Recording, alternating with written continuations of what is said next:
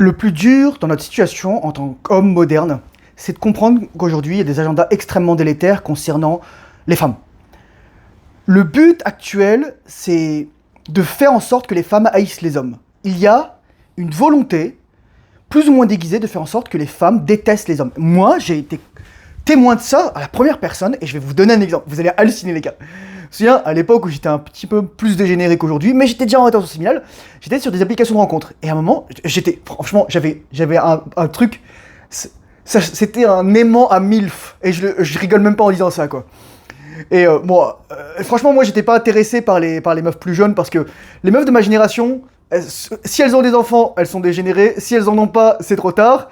Et si elles sont plus jeunes, si elles n'ont pas une présence paternelle, et a fortiori si elles sont dans une obligation de rencontre, il y a très peu de chances que ça ait eu lieu, je suis pas intéressé par elles.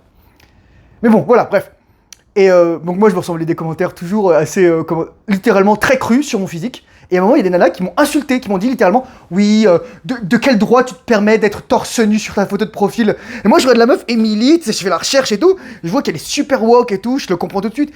Et c'est en fait ces nanas, elles ont appris à détester la force, on leur a fait détester la force. Et je dis pas seulement la force physique, je dis les avatars de la force, que ce soit la musculature, la force morale, la dimension stoïque. Et les femmes, elles veulent tester ça, elles veulent voir. Une femme, elle va toujours te tester parce qu'elle est insécure. Une femme ne te teste pas pour voir parce que toi, tu dois être testé, parce que elle a des insécurités fondamentales, parce qu'elle a eu pas forcément une figure paternelle saine, une figure maternelle saine, une figure relationnelle, un modèle relationnel sain, etc. Toi, si t'es un homme, tu vas te tester tout le temps. Ta façon de te tester, c'est quoi? De faire du sport, t'entraîner, méditer, faire des exercices de respiration, prendre des douches froides, te mettre dans des situations, je dirais, plus difficiles. Par exemple, faire des jeûnes, ou alors, je sais pas moi, faire des épreuves physiques de longue haleine, type des marathons, des Ironman, ou des marches dans le froid, etc. Enfin voilà. Nous, les hommes, on n'a pas besoin d'être testés. En fait, c'est la nature qui teste les hommes. La nature teste les hommes tout seul. C'est ça. Sauf qu'on est tellement dans une situation de confort qu'on oublie cette essence masculine chez nous, cette force.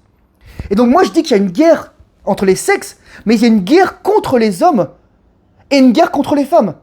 Et parce qu'on a enseigné aux hommes à haïr les femmes, la red pill, etc. Et on a enseigné aux femmes à haïr les hommes. Il suffit de voir le wokisme, le leftisme, etc. Les nanas qui se mettent les cheveux toutes les couleurs, qui ont des piercings partout, qui ressemblent à rien, qui se coupent les cheveux, qui ont des vêtements d'hommes, etc.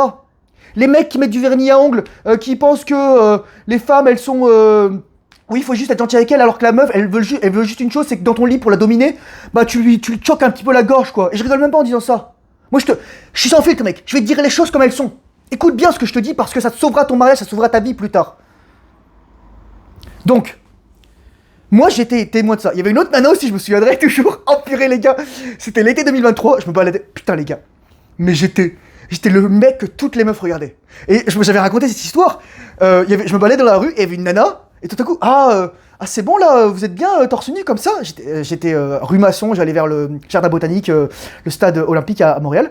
Et la meuf, c'est un barrique. C'est une barrique, tu vois, c'est une boule. Elle avait un pseudo mâle, un mec, tu vois, qui soi-disant avait une barbe, mais c'était une bière, tu vois. C'est le mec, tu vois, il avait pas la barbe de la puissance, il avait la barbe de j'ai un gros bide. C'est limite le mec, tu vois, il était en mode, je suis enceinte d'octuplé, alors que je suis un mec. Mais respecte-toi, bordel de merde. Bon bref, et la nana elle dit, oui, et moi je dis ouais, il fait beau, j'en profite. Moi j'avais pas tilté, tu vois, je venais de me réveiller, j'ai mon TDAH, moi je suis à moitié autiste, il me faut 100 000 ans pour comprendre une truc. Elle me dit non mais c'est ça, hein, on se permet tout ce qu'on veut, etc. Elle dit comme ça la nana.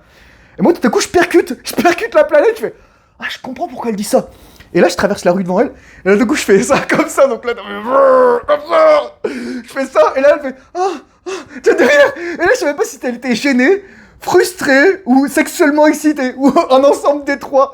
Mais, mec, les femmes, on leur a dit, un homme doit pas être musclé, un homme doit être faible. Et attention, lorsque je dis force, je veux pas dire seulement force physique. La force physique, c'est pas le plus important. Je me souviendrai toujours, si tu lis David Goggins, lis David Goggins. Je te conseille de lire sa biographie, Can't Hurt Me. Il dit qu'à un moment, il allait faire un Ironman, un super Ironman à Hawaï, et il dit... Tout à coup, je regarde les participants et j'ai vu celui qui était le plus fort d'entre eux. Mec, j'ai des frissons en disant ça. Le mec, il était en fauteuil roulant. Ultra respect. C'est-à-dire que le mec, il peut même pas utiliser ses jambes pour nager, tu vois. Donc, c'est-à-dire qu'il a un truc de flottaison, il va juste tracter les bras. C'est ça la vraie force, mec. En grec, il y a un mot qui s'appelle sophrosune. Sophrosune, ça veut dire la sagesse morale. Et c'est ça la vraie force. La vraie force, elle est ici, mec. C'est pour ça que moi, je te dis toujours, les mecs les plus forts que j'ai rencontrés, c'est pas Dwayne Johnson qui prend des pancakes aux stéroïdes le matin. D'ailleurs, ouais, bref. C'est des mecs comme Sean Stephenson. Le mec, il avait la maladie des os de verre, il faisait 90 cm, il avait une femme. Donc, si toi, tu veux pas avoir une femme, une épouse, alors que t'es un mec normal, c'est entièrement de ta faute et de ta responsabilité. T'as que toi à blâmer. C'est pas la faute des femmes, c'est pas la faute de la société, c'est pas la faute des hommes, c'est ta faute. Et c'est trop bien que ce soit ta faute, parce que c'est ta responsabilité. Et c'est ça, en fait, le problème dans la guerre des sexes.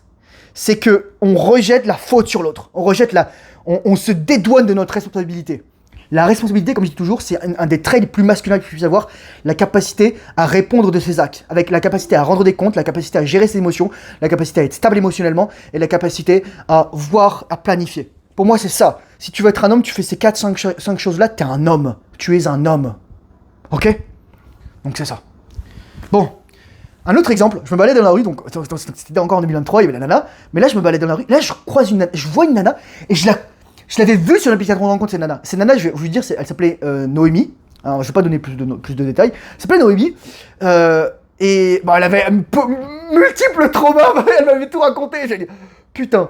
Mais quand je la vois, elle me regardait avec un air de dégoût, mais pas, parce que moi j'étais plus petit qu'elle, elle devait faire 1m80, moi j'étais plus petit qu'elle, tu vois, mais j'étais shred, mec. J'étais à 8% de body fat. Et d'ailleurs, il y a un mec qui m'a dit, ouais, je suis à 10% de body fat, je peux pas tourner au gras. Mec, je faisais un jeûne de 35 jours, t'as 8% de body fat. Tu suffis de voir ma photo de profil, c'est moi ça. Donc arrête de geindre et diète cétogène, arrête de bouffer des glucides parce que t'es accro-glucides. Bref, je continue. Là, elle me regarde, mais elle me regarde avec un air en mode, souviens-toi, une femme, si tu lui plais pas, elle te donnera jamais de l'attention. Donc si une femme, elle te dit des commentaires négatifs, c'est que d'une certaine manière, t'as son attention. N'oublie jamais ça, mec, ce que je te donne là, c'est des pépites. Note-le dans ta tête. Lorsqu'une femme te donne de l'attention, c'est qu'elle veut quelque chose de toi. Donc qu'elle soit de l'attention positive ou négative, parce qu'aujourd'hui, malheureusement, on a appris aux femmes à haïr les hommes. Cette nana, elle me regardait dans des goûts, sauf que j'avais un six-pack, j'avais levé, j'ai envoyé mes obliques, envoyé mon transverse, enfin, mec, c'est le truc qui fait bander les meufs. Faut le dire, je te le dis tout de suite. Ça fait bander les meufs. Ok ? Écoute pas les meufs qui disent ouais j'aime pas trop les mecs musclés. Je raconte une histoire aussi, une autre histoire. J'étais avec une nana, bon malheureusement elle est très woke, elle est très vieille, elle est très vieille, elle est la même âge que moi. mais moi je suis, regarde mec, regarde la tête que j'ai quoi. Oh, je veux dire voilà. Franchement elle a des problèmes. Bref, peu importe. Et à un moment je lui dis mais faisons cette expérience de pensée.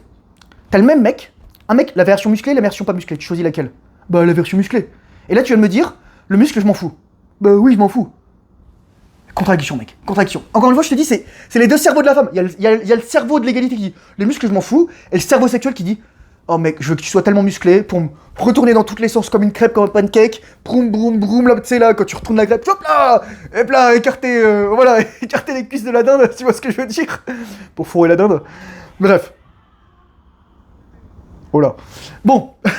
Je vais pas te dire trop longtemps parce que là, ça commence à partir en couille, là, je sais pas ce qui se passe dehors. Ce que je veux dire, c'est que il y a des femmes qui haïssent les hommes parce qu'elles ont eu 3 choses.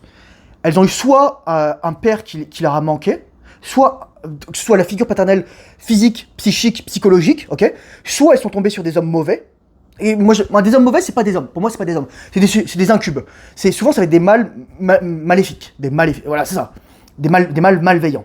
Et la troisième chose, c'est qu'au contraire, donc ça, c'est les expériences. Et la dernière chose, c'est qu'elle n'a pas forcément eu d'expérience, mais elle a été endoctrinée, embrigadée.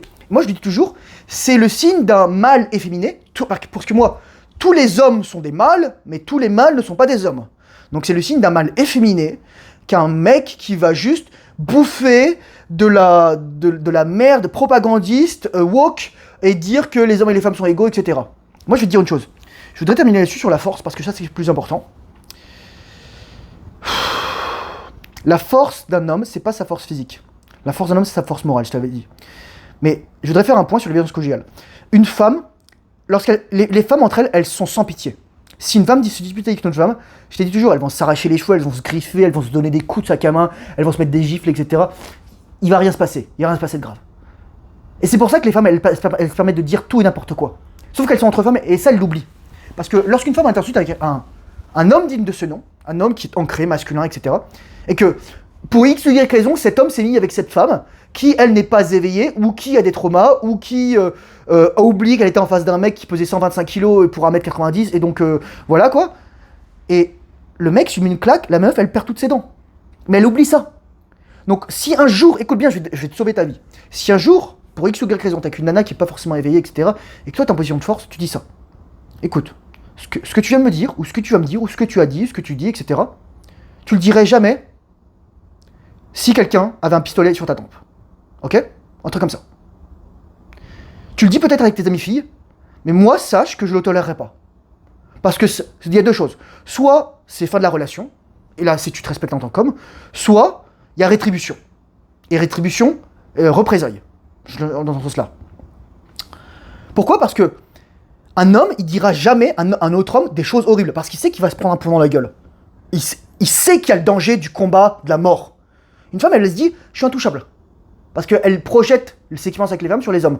Ou elle se dit, ah, la société me protège. Non. Quand t'es entre quatre murs, dans une maison, sous un toit, la société, elle te protège pas. Donc, si t'es une femme, écoute bien ce que je te dis. Et si t'es un homme, écoute bien ce que je te dis. Le but, c'est pas que tu claques la bouche de la femme. C'est que toi, tu t'acceptes de partir, et que, définitivement, parce que si tu reviens, t'es un simp, ok? Et toi, si tu es une nana, fais attention à ce que tu dis. Parce que t'as des nanas, une nana, elle est capable de faire des dommages psychologiques qui n'a rien à voir avec les dommages physiques qu'un homme peut faire. Et je le dis tout de suite. Et j'ai toujours l'histoire du mec grec là qui faisait des blagues tellement violentes que les gens se suicidaient après quoi. C'est la même chose d'une femme. Une femme, surtout si elle est perverse narcissique ou dans ces eaux-là, ça va être d'une violence inouïe. Donc c'est pour ça que toi en tant qu'homme, soit tu as la capacité de partir parce que tu es suffisamment fort, résilient, tu t'en fous, soit tu dis, tu as dépassé les bornes, tu m'as agressé, retour à l'envoyeur. Et quand t'es un mec, t'as pas besoin de frapper fort. Mais la possibilité, on dit toujours frapper une fille avec une fleur. Moi je me souviens toujours cette vidéo que j'ai vue, c'est un videur, il doit faire 1m90, et là il y a une nana qui lui met une claque. Sauf que le mec c'est un Sénégalais énervé de 130 kilos, que tu vois le mec il a le body armor, il a le gilet pare-balles, mais c'est que du gras et du muscle en fait. Et donc il lui met une tatane, et la meuf, elle traverse la vitre dans l'entrée du bar. Elle dit, oh mon dieu, etc. T'as pas fait gaffe. Si, moi je me souviens toujours quand j'étais dans une... c'est pas le moment dont j'étais fier, mais c'est en 2018 ou début 2019, enfin je pense que ça devait être en 2018. Et il y avait une meuf, j'étais à un concert et elle fait chier mon ami. Et tout à coup elle se met devant moi et elle me fait chier. Tu sais, enfin je veux dire on est serré, on est proche de l'avant de la scène, c'est au Nustigaz à Montréal. Et tout à coup elle se retourne vers moi, elle me met une gifle. Je savais pas faire de la boxe à l'époque, mais je savais quand même me battre. Bam, réflexe mec, le jab il part tout seul. Et le meuf, parce que la meuf, le choc à plus était psychologique que physique. Je lui ai rien fait, Lana. Franchement, si j'avais voulu frapper, j'aurais frappé. Mais là, c'est ça, c'est un jab. Et encore, moi, je pense que j'ai un jab très puissant, quoi. J'ai un jab très puissant. C'est pour ça que les mecs, ils pensent que je suis gaucher. Mais bref. Je voudrais juste dire que c'est des situations très délicates. Là, tu dois faire appel à ton intelligence de situation. Et encore une fois, c'est parce que les femmes n'ont pas été éduquées sur la violence qu'elles peuvent infliger, les mots qu'elles peuvent infliger sur le truc. Mais ça, si ça doit arriver, ça veut dire que c'est la fin d'une relation. Ça veut dire que ça doit pas entretenir. Et moi j'avais des ex, et je racontais cette histoire dans une autre vidéo, une ancienne, je la mettrai dans la fiche, où je disais, c'est vrai, j'ai tiré des femmes qui se faisaient battre, littéralement. J'ai tiré des femmes qui se faisaient battre, pourquoi parce qu'elles se sentaient sécurité avec moi. Parce que moi, je pouvais les comprendre. Mais parce que aussi, j'avais intégré cette ombre à l'époque. Et donc, ce que je veux dire par là, c'est que ces femmes, ça va être horrible ce que je vais dire, mais elles choisissaient de rester avec ces personnes-là.